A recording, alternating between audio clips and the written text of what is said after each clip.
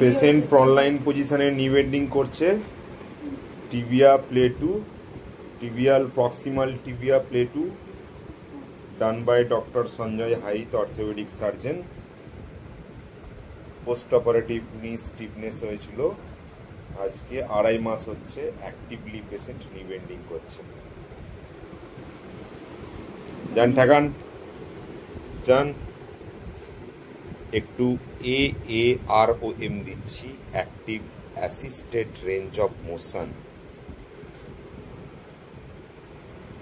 দেখুন রাইটের হিলটা অ্যাক্টিভ অ্যাসিস্টেডে পুরোপুরি বাটাকে ঠেকে যাচ্ছে। দেখুন পুরো রাইট হিলটা ওনার লেফট বাটাকে ঠেকে গেল।